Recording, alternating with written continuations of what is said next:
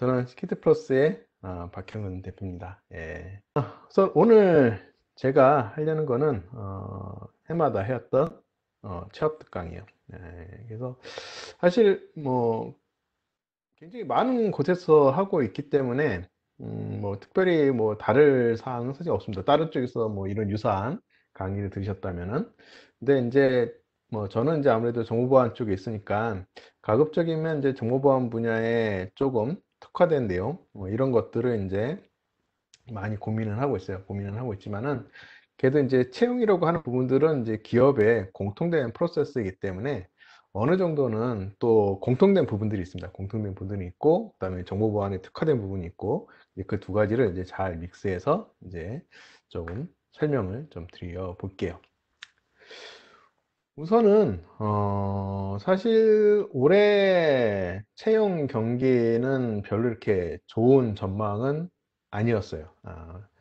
그래서 뭐 '작년보다 좋아질 거다.'라고 기대하는 사람들보다는 뭐 '작년과 비슷하거나 아니면 작년보다 좋지 않을 거다.'라고 인제 얘기하는 경우가 인제 더 많았었습니다. 사실 요 데이터는 뭐 작년 말이나 뭐 1월 정도 데이터예요. 그래서 뭐 경기 회복에 대한 기대가 뭐 낮기 때문에 혹은 기업의 경영 여건이 좋지 않기 때문에 혹은 뭐 인력 감원을 계약하고 있기 때문에 뭐 사업을 축소하기 하고 있기 때문에 뭐 인제 여러 가지 얘기들이 인제 있습니다. 여러 가지 얘기들이 있는데 어 그렇죠. 전반적으로 '좋지 않을 거다.'라고 인제 생각을 하고 있다라는 거고요. 뭐 그래도 뭐 신입사원 채용에 대한 부분들은 뭐 "채용을 하겠다."라고 하는 이제 그런 비율들이 이제 쭉 보면은 채용 확정이 한 47.3% 정도, 채용 미정이 뭐 52.7% 정도 요렇게 인제 좀 나눠져요. 기업 규모별로도 보면은 대기업이 한 71% 이상, 그다음에 46 중견기업이 46.8%, 중소기업이 30.8% 정도 됩니다. 자, 정보보안 쪽은 산업군으로 보면 어디에 들어갈까요? 정보보안 기업이. 정보보안 기업이라고 그러면 혹시 아세요? 정보보안 기업. 정보보안 기업이면은 어느 산업군에 속할까?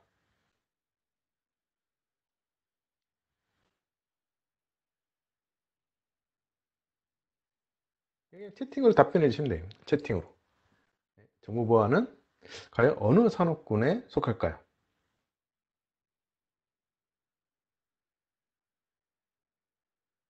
굉장히 인제 쪼금 많이 알려진 회사 같은 경우에는 인제 중견기업 가까이 가고 있는 기업이 있고요. 그다음에 인제 거의 대부분의 기업은 중소기업 쪽에 있습니다. 예, 정보보안 산업이 아직은 인제 고렇게 많이 이렇게 발전돼 있지는 않아서 약간 중견기업과 중소기업 요 이 범위 내에 기업들이 많이 존재해 있고요. 그다음에 또 경우에 따라서는 인제 그 영세 기업 쪽에도 사실 많이 있어요. 그래서 보통 여기서 보안 기업 그러면은 인제 뒤에도 다시 한번 설명드리겠습니다만 인제 보안 솔루션을 제공하거나 서비스를 제공하거나 하는 그런 기업들을 얘기를 하죠. 그래서 뭐 예를 들자면 뭐 SK인포스기나 안랩이나 이런 기업들은 상당히 큰 기업이죠. 그래서 중견기업 쪽에 이제 있고 또 그 외에 인제 굉장히 작은 기업들 또 굉장히 많은 인제 보안 기업들이 있습니다. 그래서 뭐 고런 것만 딱 보면은 한 신입 채용에 대한 비율이 뭐 한 46.8% 에서 한 30.8% 정도 된다라고 인제 보면 될 것 같고요.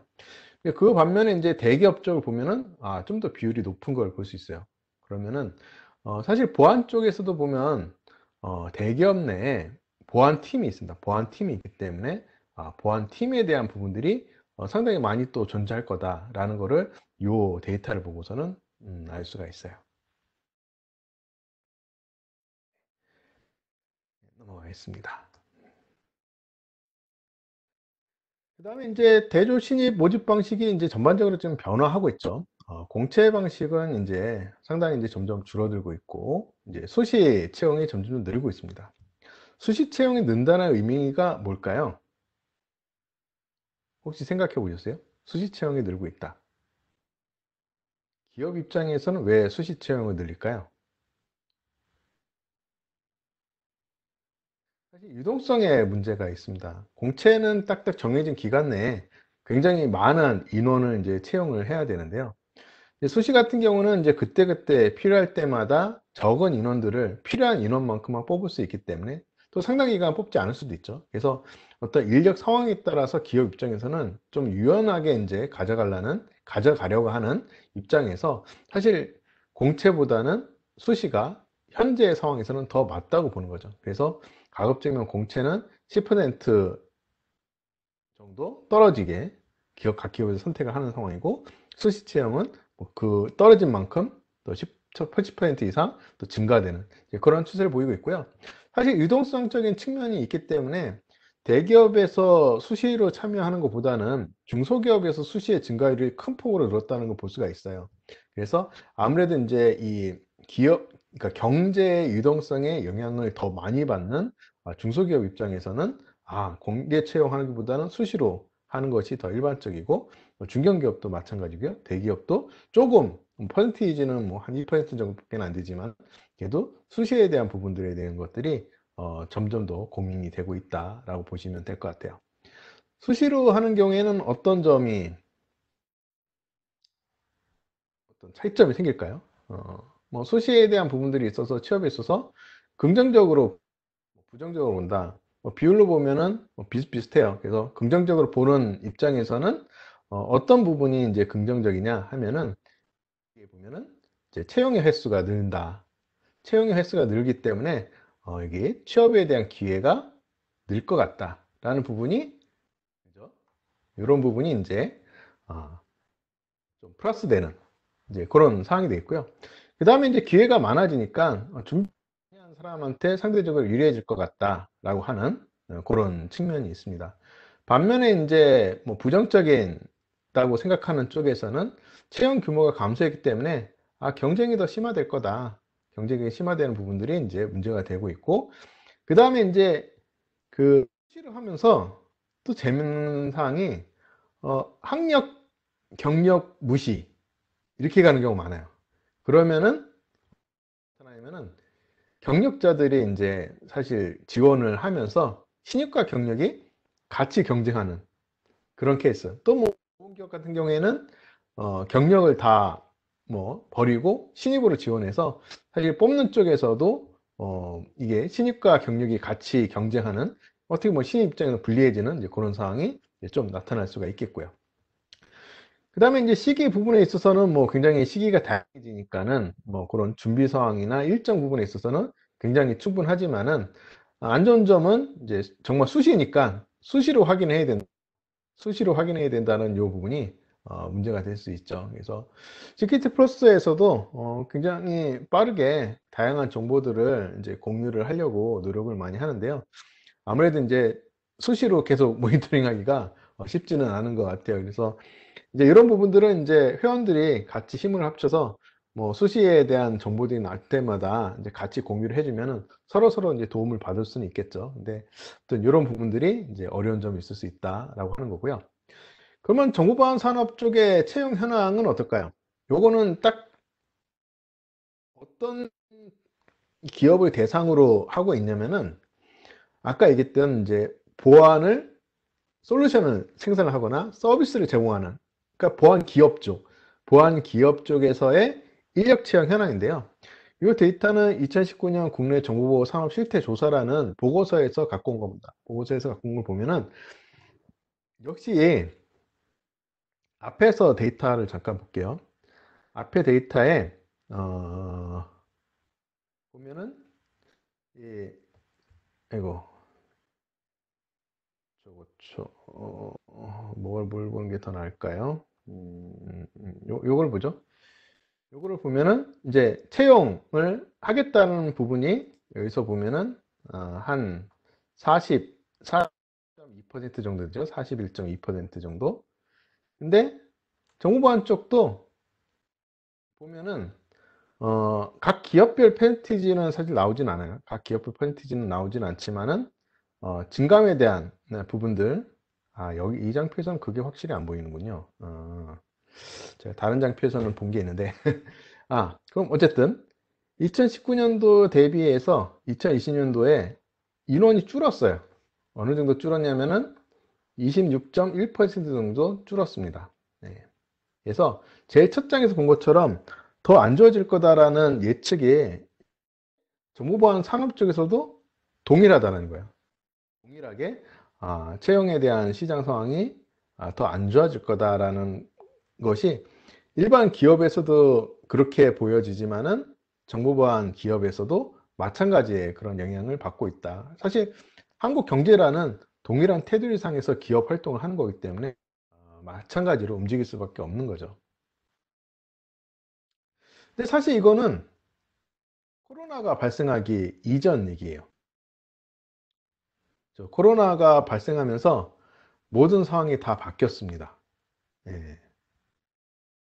시가 완전히 바뀌었어요. 어떻게 바뀌었냐면은, 요거는 이제 4월 달에 이제 통계 데이터입니다. 4월 달에 통계 데이터인데, 어, 이게 고용보험이라고 하는 부분이 사실 신입 채용만은 의미하는 건 아니에요. 어쨌든 이제 직업, 직장인들이 일하고 하면 프리랜서나 이런 부분들을 제외하고 기업이라고 그러면 고용보험을 이제 들어야 되겠죠. 근데 보면은 전체적으로 어떻게 되고 있어요? 네. 실질적으로 계속 이 증감폭이 줄고 있어요. 이렇게 증감폭이 준다는 얘기는 새로운 고용이 발생하지 않는다는 얘기예요. 요만큼이 새로운 고용 인력이 발생하지 있지 않다라는 얘기죠. 그래서 고용 가입된 수가 기존대로 유지하고 있다는 거는 사실 전체적으로 기존의 가입자 수들은 그대로 유지하지만은 새로 신규 유입이 없다라는 거예요. 원래 새로 신규 유입이 계속되면 이렇게 증가가 돼야 되겠죠. 증가하는 폭으로 올라가야 되는데 그렇지 못하고 있다. 그래서 코로나로 인해서 새로 그러니까 신입 채용에 대한 부분에 있어서는 부정적인 영향을 주고 있다. 여기서도 나오듯이 여성, 청년, 서비스업에서 가장 크게 둔화되고 있다라고 하는 거고요. 뭐 구직급여 신청자들도 많이 늘고 있다. 그래서 이제 기업 내에서 사람을 줄이고 있다. 늘리는데 굉장히 인색해지고 있다라고 이제 하는 것들을 이제 의미를 하고 있죠. 예. 그래서 전반적으로 보면은 취업자나 실업자 증가 수치들이 전부 다 요 코로나가 발생하는 요 기점들을 중심으로 해서 굉장히 크게 감소했어요. 그죠? 실업자 수도 뭐 퍼센티지는 뭐 그렇게 크게 적은 아니지만은 사실 앞으로 잠재적으로 사실 어떻게 될지 모르는 거죠. 그래서 사실 전체적으로 고용 시장 관점에서 보면은 상당히 안 좋다라고 이제 볼 수 있습니다. 그래서 사실 신입사원 채용 계획을 보면은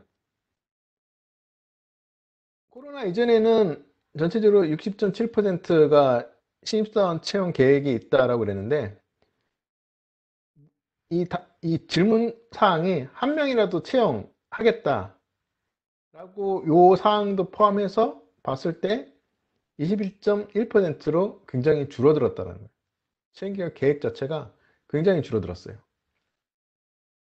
네, 이 지금 코로나 영향이 지금 기업의 안정성, 그다음에 이제 리스크에 대한 부분들이 굉장히 영향을 많이 주고 있습니다. 실질적으로.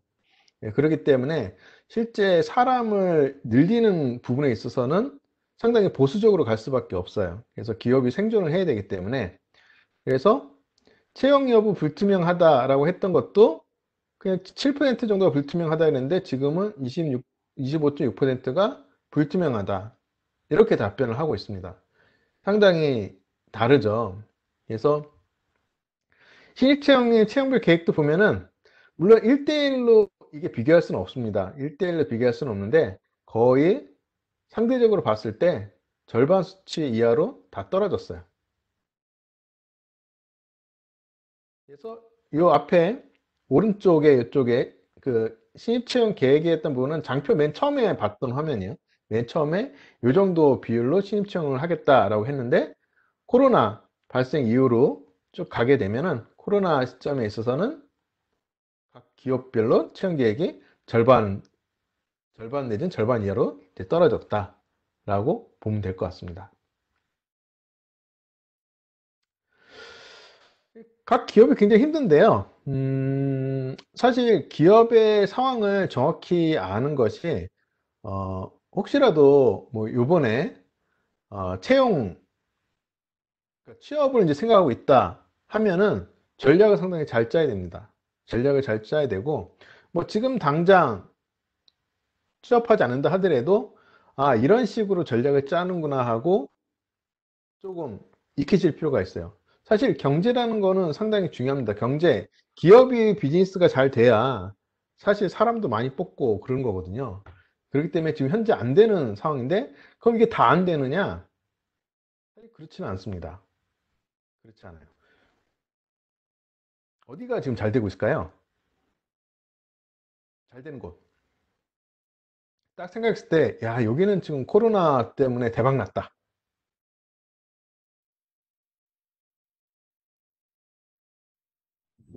그런 데 있을까요? 대박 난 곳. 코로나 때문에 대박 났다. 네. 마스크 내지는 뭐 무슨 백신, 뭐 이런 쪽. 그게 어디에 있을까요? 여기 그림에서 보면은, 여기. 제약, 바이오 산업. 이쪽이 상당히 긍정적으로 지금 바라보고 있고요. 또 어디 있을까요?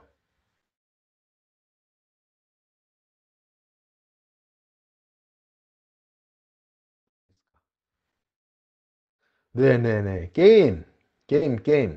왜 그렇죠? 사람들이 집에서 게임만 하죠. 나가지를 못하니까는, 네, 게임. 그 다음에 영상, 미디어, 엔터테인먼트 산업, 네, 넷플릭스, 네, 인터넷 관련된 산업이죠. 네. 네, 그거는 이제 IT적으로, 이제 IT 서비스 쪽에서 이제 일부, 네, 맞습니다. 그래서 여기서 보면 인터넷 엔터 이렇게 돼 있죠. 또 있을까요?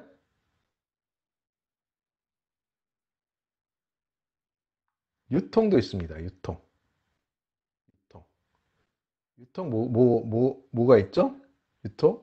네, 그쵸. 뭐 배달이나, 그죠? 이커머스라고 하는 온라인 쇼핑몰. 이런 데 있잖아요. 네, 온라인 쇼핑몰. 그죠? 뭐 이런 데는 지금 막 돈을 막 이렇게 긁어모으고 있죠. 이런 데는 사람 늘릴까요, 안 늘릴까요? 뭐 늘릴지는 모르겠지만 적어도 늘릴 가능성은 높은 곳이죠. 그러니까 수시로 아까 뽑는다고 했는데 수시에 채용 기회가 나올 수 있는 곳이 어디냐? 이런 산업들이라는 거죠. 그 다음에 이제 지금 보면 반도체도 괜찮습니다. 시장적으로 반도체 괜찮고요. 사실 휴대전화 쪽도 괜찮아요. 휴대전화 쪽도 뭐 반도체랑 여기는 이제 부정적으로 나와 있는데 뭐 이쪽도 괜찮고요. 자동차는 현재는 안 좋습니다. 현재는 안 좋은데 향후에는 좋아질 가능성이 높아요. 향후에는 네, 좀 개선될 여지가 있습니다. 개선될 여지가 왜 있을까요? 자동차가. 이것도 사실 코로나랑 관련이 있습니다. 왜 자동차가 향후에는 괜찮다고 전망이 될까? 혹시 아시는 분?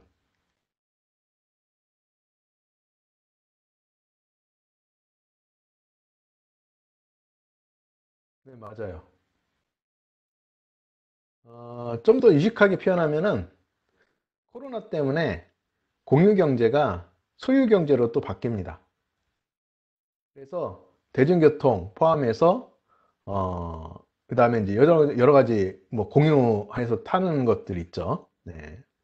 뭐 그런 산업이라든지 그런 거에서 다시 자기 소유로 넘어오기 때문에 향후에 괜찮다. 이렇게 전망을 이렇게 받고 있습니다. 그죠? 그래서 사실 경제를 좀 보면은 사실 좀 재밌어요. 어떻게 이렇게 움직이는지 보면은 채용에 대한 전략들도 이쪽에서 이렇게 좀 잡아봐야 되겠다. 라는 것들 생각해 볼 수 있습니다. 그래서 지금 동그라미 친 곳, 네, 있고요. 여기에는 없습니다만은 또 가능성 있는 곳이 또 한 군데가 있습니다. 어딜까요? 가능성 있는 곳, 또 한 곳. 여기에는 나와 있지는 않습니다.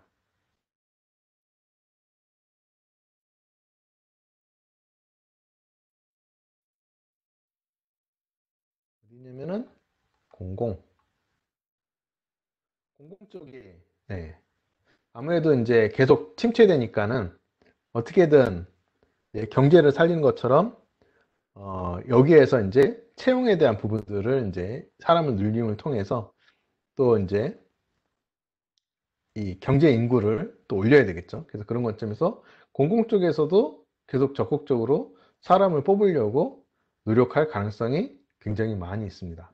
그래서 뭐 전반적으로 코로나 때문에 국내 산업이 안 좋고 고용 시장이 안 좋지만은 요런 부분에 있어서는 또 가능성이 있다라고 하는 거고요.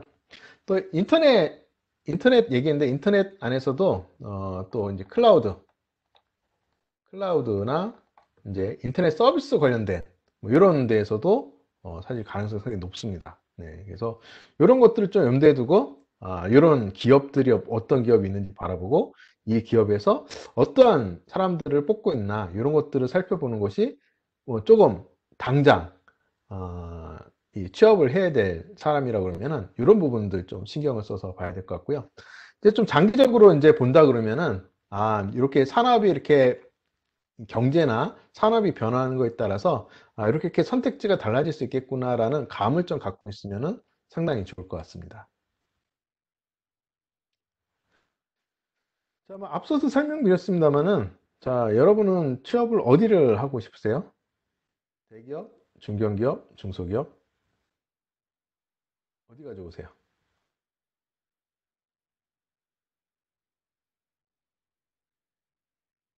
오, 중견기업.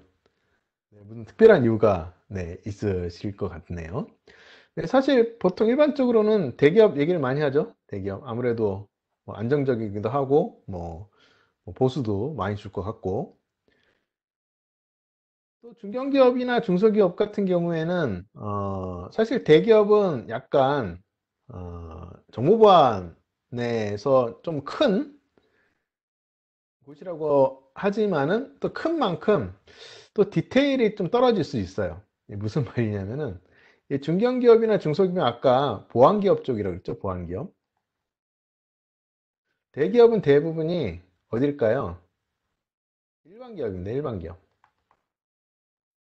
일반기업 보안팀. 그죠? 이렇게 좀 나눠집니다. 상세한 거는 이제 뒤에서 더 보겠습니다. 그래서 뭐 특별히 내가 이제 특정 분야의 기술에서 뭔가 이 나의 어떤 커리어를 만들고 싶다 하는 경우에는 대기업이 오히려 안 맞을 수도 있어요. 오히려 중견기업이나 중소기업에서 정말 그 기술 분야를 하는 기업에 가서 배우고 스킬을 닦는 그런 부분에 있어서는 그쪽이 더 유리할 수도 있죠. 근데 이제 또 상대적으로 좀 넓은 시야를 가지면서 뭐 여러 가지 안정적인 이제 그런 것들을 따진다 그러면 아무래도 이제 중견기업이나 중소기업보다는 대기업이 나올 수도 있고요. 사실 각자마다 뭐 소위 말하는 행복의 기준은 다르기 때문에 뭐가 낫다 나쁘다 이런 건 없습니다. 또 사실 처음에 기술적으로 접근해서 뭐 중견기업이나 중소기업을 갖다 하더라도 뭐 사실 거기서 계속 있는 건 아니거든요. 요즘에 중요한 거는 기업이 중요한 건 아닙니다. 사실 저 때만 하더라도 기업이 상당히 중요했는데 지금은 기업보다는 본인의 커리어 패스를 어떻게 만들어 가느냐가 사실은 더 중요해요. 그래서 커리어 패스를 설계를 해서 본인이 성장해 나갈 수 있는 방향으로 가는 것이 더 좋습니다. 그래서 예를 들면 뭐 대기업에서 일찍 갔더라도 일찍 나와야 될 수도 있어요. 예, 그래서 그런 것들이 이제 여러 가지 고려 사항들이 있다라고 하는 거고요. 그래서 이제 정보보안 직무에 대한 분류는 이미 어느 정도는 다 아실 거예요. 그래서 이제 저는 이렇게 크게 이렇게 두 가지로 나눕니다. 그래서 소비기업 하면 그냥 일반 기업이에요. 일반 기업의 이제 보안팀이다라고 이제 보시면 되겠고요. 그 다음에 이제 생산기업. 이제 이렇게 나뉩니다. 생산 기업은 여러분들이 주변에 이제 흔히 보는 그런 회사들이에요. 그래서 컨설팅 회사라든지 뭐 솔루션 회사, 보안 솔루션 회사죠. 그다음에 보안 서비스 회사, 뭐 관제 회사라든지 뭐 구축 회사라든지 뭐 이런 곳이 있습니다. 그래서 뭐 보안에 대해서 취업을 한다 그러면은 사실 그런 보안 일반 기업들만 주변에서 많이 보여지기도 해요. 아, 저 정보보안 할래요. 그러면은 그럼 뭐 흔히 얘기 드는 게 뭐 안랩이나 뭐 SK인포색이나 뭐 예를 들면 뭐 보안 솔루션을 쓰면 어디가 있죠? 뭐 파스닷컴이나 뭐 아니면은 시마텍이나 뭐 이런데 회사에 가겠구나라고 이제 흔히들 이제 생각을 하지만은 실제 일반 기업에서도 보안팀이 있습니다. 일반 기업에 보안팀이 있고 또 그 기업 내에서도 되게 사원부터 시작해서 뭐 팀장, 뭐 부장실장, 그래서 최고의 높은 지인 시소까지, 그죠? 시소까지 쭉 올라갈 수 있는 패스가 존재를 하죠. 그래서 굉장히 일반 기업 쪽도 상당히 많이 봐야 됩니다. 그래서 옛날에는 일반 기업에 대한 부분들이 잘 학생들이 몰라서 어, 좀 관심을 뭐 잘안 가는 경우는 많은데 요즘엔 좀 그 상황은 좀 많이 바뀐 것 같기는 해요. 그래서 보면 이제 일반 기업 쪽에서도 뭐 기획이나 감사, 개인정보 담당자, 그다음에 보안 솔루션을 운영하거나 뭐 담당하는 담당자, 그다음에 관제 이런 쪽이 있고요. 뭐 공공사업 부문에서도 여러 가지 공공 부문에서도 여러 보안 담당자들이 필요하죠. 그래서 뭐 공무원이 된다고 하더라도 뭐 이쪽에 될 수가 있겠고요. 그래서 굉장히 다양한 소비 기업이 존재를 하고 있다라고 하는 거고요. 생산 기업 쪽에서도 보면은 이제 뭐 모의 해킹, 취약점 진단, 뭐 관리 컨설팅 뭐 이런 쪽이 있겠죠. 그다음에 이제 솔루션 영역에 있어서는 개발, 뭐 연구, 그다음에 이제 뭐 기술 영업, 솔루션 엔지니어, 홍보 마케팅, 뭐 인증 지원 뭐 이런 쪽이 있을 수 있겠고요. 서비스는 이제 관제가 사실 대표적이죠. 그다음에 이제 구축 프로젝트, 뭐 교육 사업, 뭐 그 외에도 뭐 미디어나 언론, 뭐 아니면 감사, 뭐 굉장히 많이 있습니다. 근데 이제 이 모든 영역에서 신입을 다 뽑느냐? 사실 그렇진 않아요. 음. 신입을 많이 뽑는 그 파트가 따로 있습니다. 일단은 운영 담당 파트는 신입을 좀 뽑아요. 신입을 좀 뽑고요. 관제 파트 신입을 뽑습니다. 네. 공공 부문도 신입을 뽑죠. 네, 공공 부문. 근데 기획 감사 개인정보 보호는 거의 채용하는 경우는 제가 거의 못 봤습니다. 뭐 있을 수도 있긴 하겠지만은 이게 흔한 케이스는 아니에요. 컨설팅 쪽은 어디가 신입을 뽑을까요? 네, 보통 모의 해킹하고 취약점 진단 쪽을 많이 뽑습니다. 관리 컨설팅도 회사에 따라서 다릅니다만은 뭐 뽑는 경우 간혹 있지만은 거의 주는 이쪽 모의 해킹이나 취약점 진단 쪽 많이 뽑고요. 솔루션 파트는 개발 쪽 신입 채용 있죠. 그 다음에 기술 영업 신입 채용 있습니다. 솔루션 엔지니어 신입 채용 있죠. 이쪽에는 거의 다 있는 것 같네요. 네, 서비스 쪽도 마찬가지로 관제 신입 채용 있고요. 프로젝트 관리 쪽은 거의 못 봤어요. 네, 교육도 간혹 있죠. 교육도 간혹 있긴 합니다만은 거의 관제 쪽이 좀 많은 것 같아요. 관제 쪽이 많고. 이제 이렇게 신입을 뽑는데 예를 들면은 나는 기획이 하고 싶다. 그럼 지금 당장 못 하잖아요. 그죠? 그래서 보통은 만약에 운영 담당자를 뽑는다. 그럼 여기를 먼저 가요.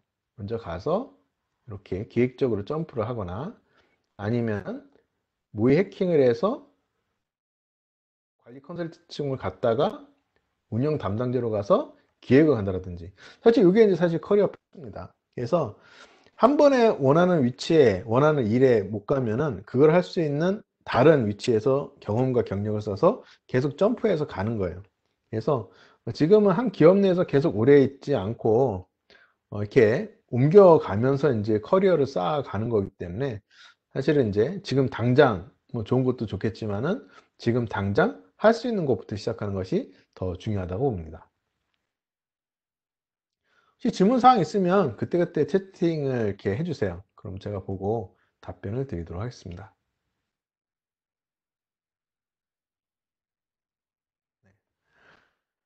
사실 대기업하고 중견기업하고 중소기업하고 영세기업하고의 뽑는 사실 관점이 사실 좀 달라요. 신입 채용을 한다 하더라도. 그래서 중소기업이나 영세기업 같은 경우에는 약간 기술 중심으로 많이 봅니다. 기술 중심. 그래서 바로 사용할 수 있는 사람, 조금만 가르쳐서 바로 투입할 수 있는 사람, 이쪽을 많이 보고요.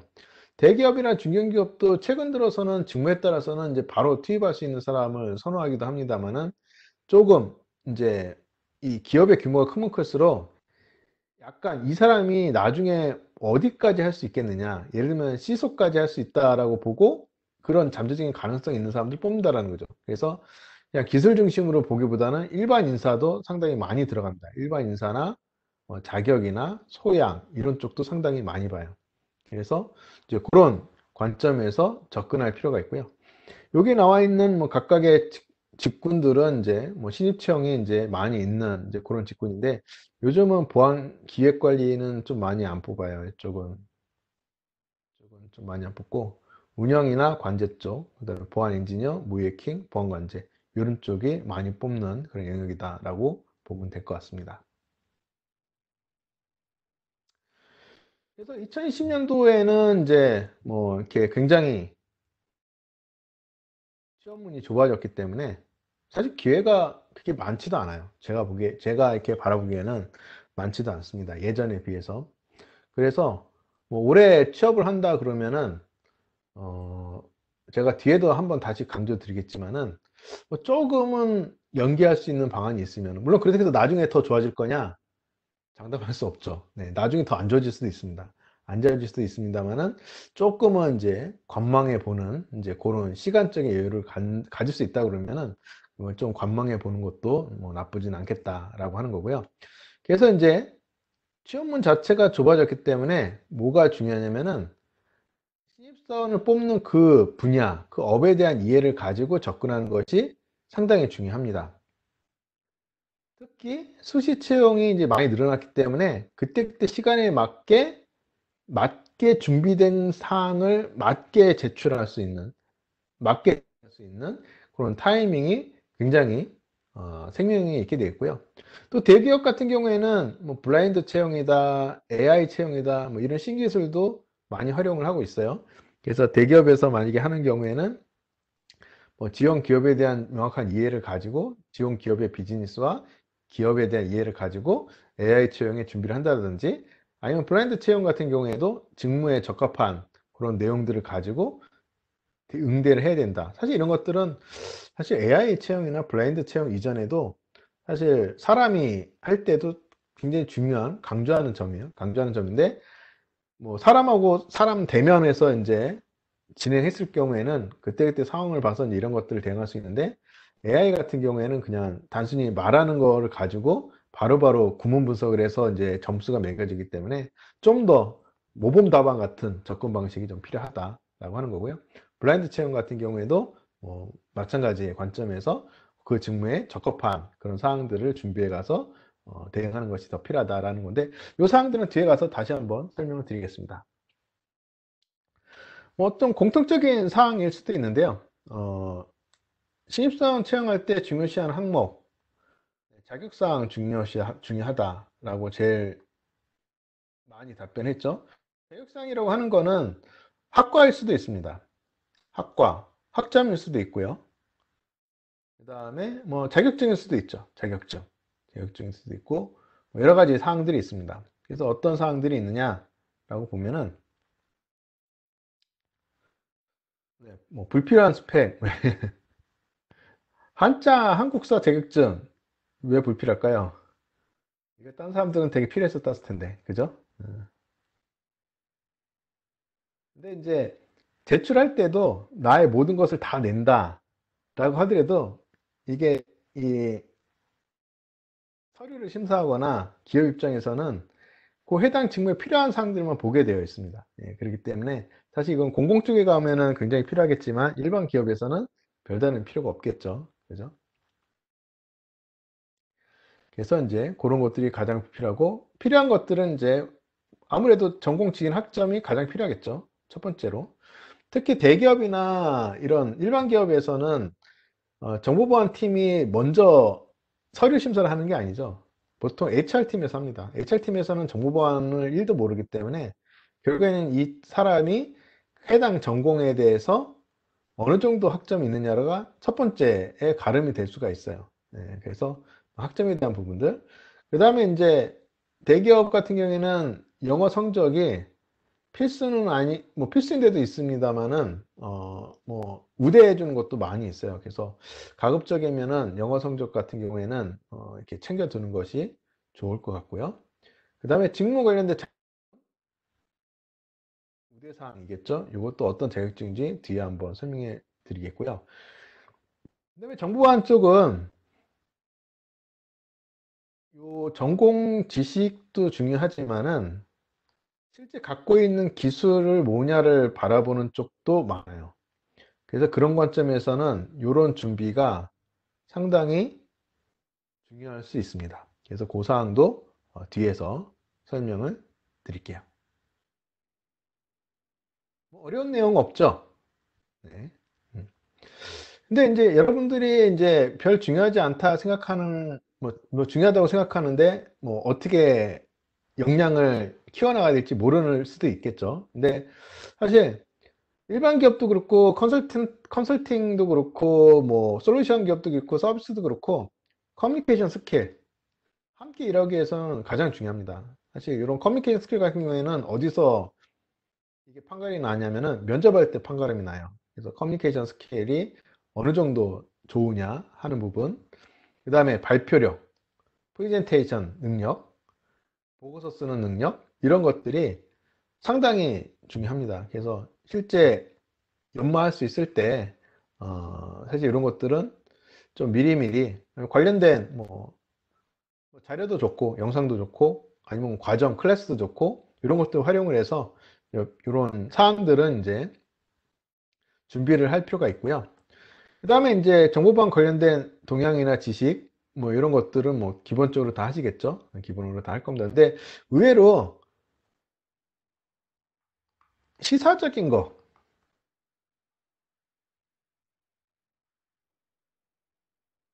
이런 것들은 굉장히 약한 경우가 많이 있어요. 그래서 사실 그 여러 가지 온라인 매체들 많잖아요. 뭐 보안 뉴스라든지 뭐 전자신문, 디지털 데일리라든지 뭐 데일리 CQ, 이런 굉장히 많은 이제 언론사들, 보안 관련돼서 정보를 볼 수 있는 언론사들이 있는데 거기로부터 이제 사실 동향을 항상 쭉 파악하는 것이 상당히 좋습니다. 뭐 테스트 리뷰전, 오늘 굉장히 이슈가 되고 있는 사항이 뭘까요? 보안 분야에 있어서 오늘 한국 사회에서 이슈가 되고 있는 사항 아시는 분? 잠깐만요. 참가자 중에 뮤트가 안 되신 분이 계세요.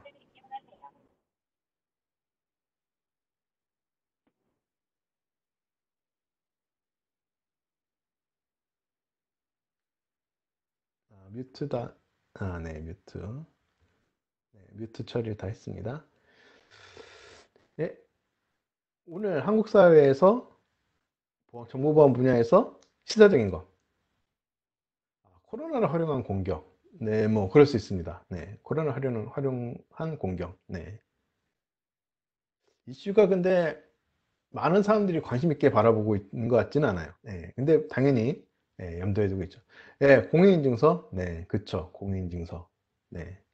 왜 이거 공인인증서 과연 보안적인 분야냐라고 뭐 바라볼 수도 있겠습니다만은 어쨌든 보안에 있어서는 첫 번째가 사실 사람을 식별하는 거, 그 사람인지 아는 거, 이게 중요한 거기 때문에 사실은 굉장히 많은 이슈가 될 수도 있고 얘기가 많이 되고 있죠. 네. 어쨌든 이제 그런 시사적인 사항들에 대해서 계속적으로 파악을 해 나갈 필요가 있습니다. 그 다음에 이제 아이고, 네. 영어에 대한 부분들도 사실 아까도 얘기했지만은 뭐 새로운 정보 습득을 위해서도 영어가 필요합니다만 요즘 기업에는 영어로 일할 기회가 은근히 많이 늘어나고 있어요. 회사 내에서도 점점 글로벌화 돼 가고 있고, 또 아까 얘기했던 뭐 중기업 내지는 중소기업들도 해외로 뭐 수출을 하면서 해외로 나가는 것들이 많다 보니까는 아무래도 영어를 좀 챙겨 놓으면은 좀 그런 기회들이 왔을 때 조금 빛을 발할 경우가 굉장히 많이 있습니다. 그래서 영어에 대한 부분들도 뭐 놓치지 않고 계속 하기를 바라고요. 자격사항이다. 사실 4년제 대학 이상, 뭐 이렇게 뭐 채용 공고에 있는 경우도 많이 있습니다만은, 요즘에는 학력 경력 무관, 신입 뽑을 때 보통 학력 경력 무관 이렇게 나오는 경우도 많이 있습니다. 그죠? 사실 학력 무관까지는 좋은데 경력 무관까지 나오면은 예. 아까 얘기했듯이 신입과 경력이 싸우겠구나 하는 그런 느낌. 네. 아니, 뭐 그렇다 하더라도 네. 하여튼 다양하게 접근해 볼 수 있으니까 4년제 대학 이상 이거 이렇게 나오는 경우와 뭐 학력 무관 뭐 이렇게 나오는 경우, 요즘 이제 오히려 후자가 더 많이 보여지는 것 같아요. 그다음에 정보보안 또는 뭐 컴퓨터 유관학과 뭐 이렇게 나오는 경우도 많이 있고, 그냥 전공 불문 이렇게 나오는 경우도 있습니다. 사실 전공 불문 이렇게 나오는 경우에는 뭐 두 가지죠. 그 분야가 정보보안에 대한 아주 깊은 지식을 필요로 하지 않거나, 아니면은 실제 그 기업에서 가르쳐서 좀 더 융합적인 인재를 한번 만들어 보겠다, 뭐 이런 생각을 갖고 있는 경우도 있죠. 네. 그다음에 자격증 필수 혹은 우대. 그죠? 자격증이 필수인 기업도 있고요. 자격증이 있으면 좋겠다, 우대해 주겠다, 뭐 이런 데도 있죠. 필수인 곳은 어떤 자격증을 요구할까요? 그게 이제 뒤에 자격증 준비사항이 나오겠죠? 어떤 자격증을 준비해야 되냐. 네, 맞습니다. 국가기술 자격증이요. 국가기술 자격증. 왜 국가기술 자격증이 필요한지 아시는 분?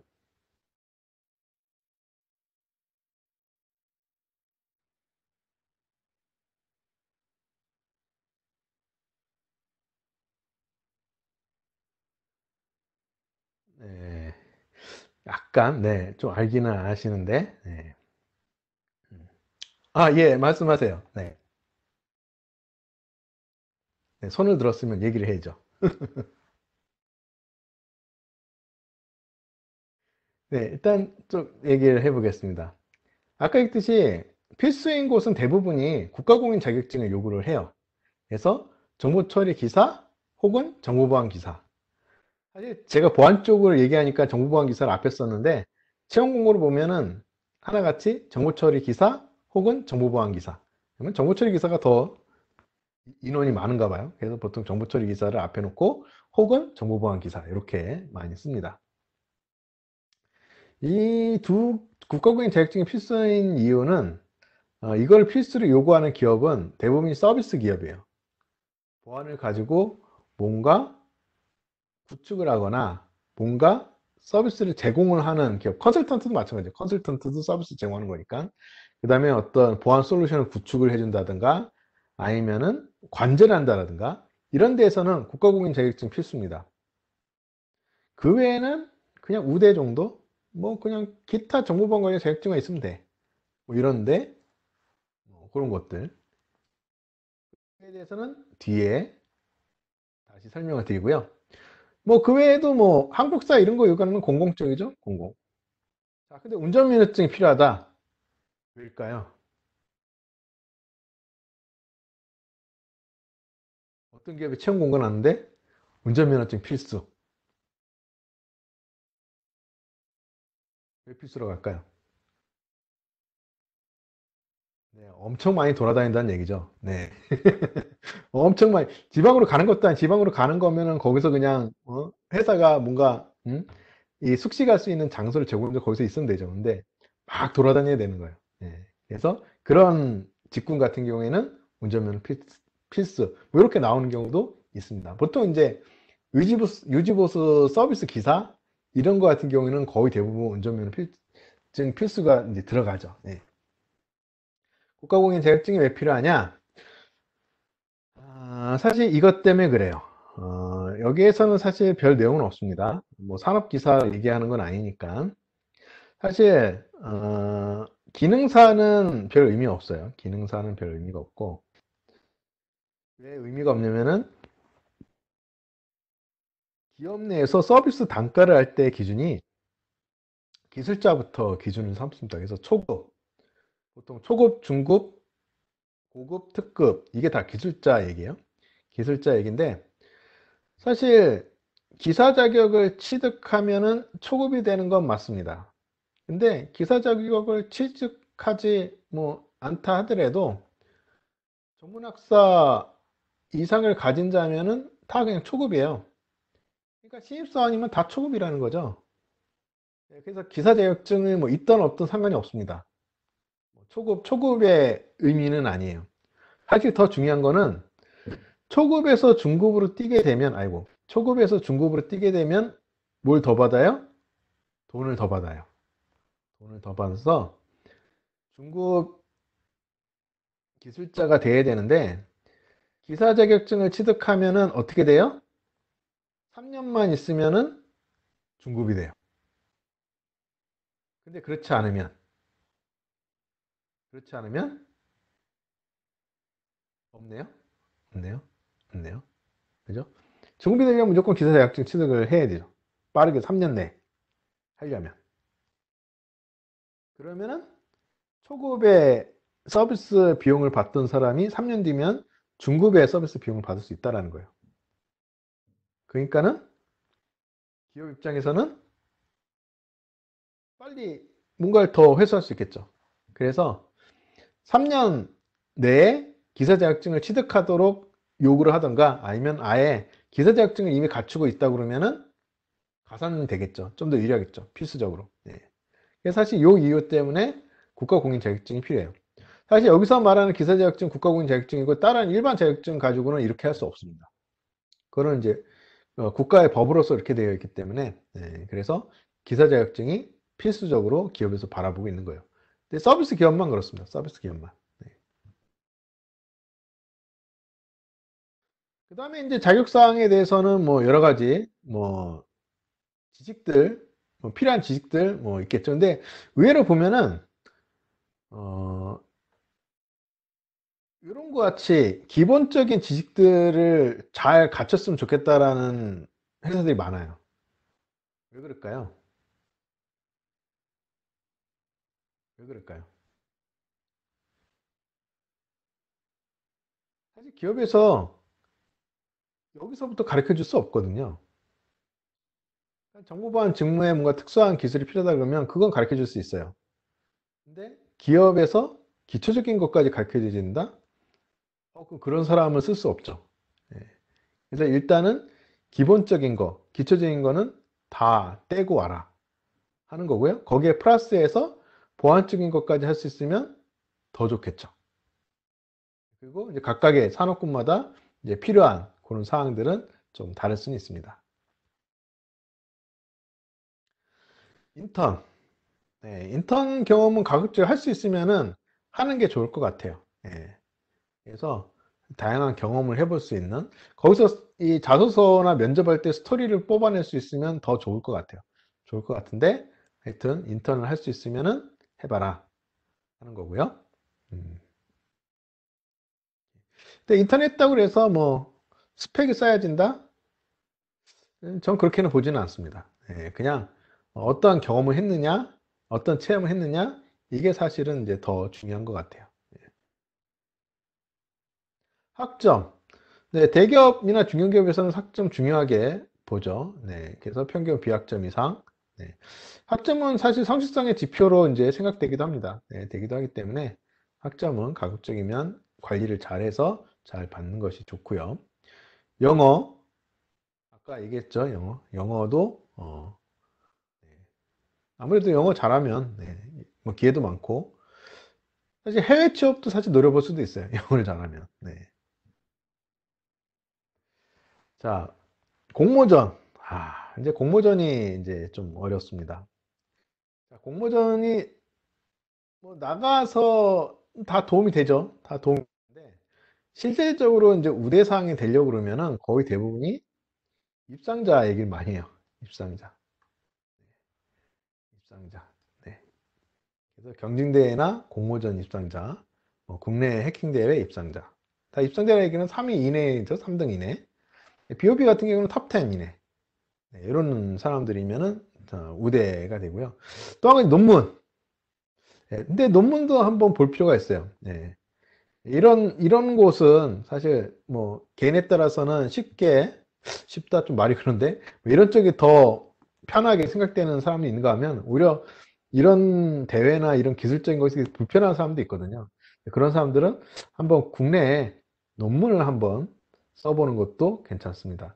논문의 제일 저자라고 그러면은 인정해줘요. 그래서 그 정보보호학회 있잖아요. 정보보호학회 쪽에 논문으로서 제일 저자로 해서 채택이 되면은 그게 뭐 우대상이 될 수 있습니다. 대외 활동, 네. 활동도 상당히 의미 있을 수 있습니다. 네.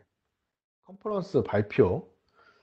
근데 이제 뭐 이름 없는 컨퍼런스보다도 좀 이렇게 딱 보안 담당자들이 알 수 있는 컨퍼런스에서 발표를 했다. 그러면은 네, 굉장히 우대 사항이 될 수 있죠. 그다음에 또 이런 단체에서 활동도 우대 사항이 될 수 있습니다. 정보보안 담당자들이 딱 들으면 알 수 있는 거. 그죠? 알 수 있는 학회, 아까 얘기했죠? 정보보호 학회. 그다음에 커뮤니티 활동 어디에 있을까요? 커뮤니티 활동 어디요? 센스 있게 답을 좀 해줘야 되는데. 네, SUA도 있고요. 근데 사실 SUA가 정보보안 담당자들이 아는 담당자도 있지만은 잘 모르는 담당자도 있습니다. 그래서 SUA 할 때는 꼭 앞에 시큐리티 플러스를 얘기해 주는 게 조금 더, 그 얘기는 뒤에 다시 한번 드릴게요. 네. 사회봉사. 사회봉사는 케바케입니다. 뭐 좋게 보는 사람, 뭐 일단 기본적으로 좋게 보지만 그게 우대사항까지 되느냐라는 거는 사람마다 좀 다릅니다. 그 다음에 이제 뭐 자소서에 뭐 좋은 스토리 있는 것들이 좋을 것 같고요. 그 다음에 뭐 뒤에 또 나오긴 하겠습니다만은 요즘에는 그 포트폴리오 작성하는 것들도 상당히 네, 또 중요하게 봐요. 포트폴리오. 이게 뒤쪽에 나옵니다만 어쨌든 포트폴리오. 포트폴리오도 기술적인 포트폴리오도 있고 뭐 이 어떤 체계나 뭐 이런 쪽의 포트폴리오도 뭐 있을 수 있습니다. 다양하게. 네. 뭐 직무 관련된 경험이 있으면 제일 좋겠죠. 직무 담당. 근데 여기 인사 담당자예요, 보면. 네. 그다음에 자기소개서. 뭐 채용하는 회사마다 선호하는 형태가 다르죠. 근데 이제 나열하는 거는 사실 별 의미 없습니다. 그냥 짧게 아주 장문으로 내가 뭐 했고 뭐 했고 뭐 했고 뭐 했고 뭐 했고 이렇게 쓰는 것보다는 뭐 그런 사항들은 그냥 점에서 요거 딱 이렇게 끝내고 핵심적인 사항은 이제 스토리텔링을 좀 써주는 게 좋죠. 네. 그다음에 프로젝트 내지는 포트폴리오. 케바케인데 포트폴리오를 작성해 봤다 그러면은 조금 긍정적으로 보는 케이스들이 많아요. 그래서 요즘에는 포트폴리오 얘기 많이 합니다. 그리고 읽는 사람 좀 고려해서 했으면 좋겠고요. 그 다음에 이제 뭐 자소서 쓸 때 어려운 사항들, 뭐 아이디어 같은 거 제안해봐라, 뭐 이런 경우도 있다고는 하는데 정보보안 쪽에서는 사실은 뭐 이런 케이스는 많이는 없는 것 같아요. 근데 이제 경험에 대한 부분들이 이제 조금 어려움은 있을 수 있을 것 같고요. 면접 굉장히 잘 봐야 되겠죠. 그래서 면접할 때는 사실 직무에 대한 질문, 그 다음에 지식에 대한 질문, 그 다음에 회사에 대한 질문, 그 다음에 개인에 대한 질문. 이렇게 많이 합니다. 당연히 이제 직무나 지식은 이제 해당 업무에 대해서 얼마나 준비가 되어 있느냐 보는 거고, 회사에 대한 질문은 얼마나 애정을 갖고 열심히 발전할 수 있겠느냐 이런 거 보는 거고요. 개인에 대한 질문은 함께 일을 할 수 있느냐 이런 관점에서 질문합니다.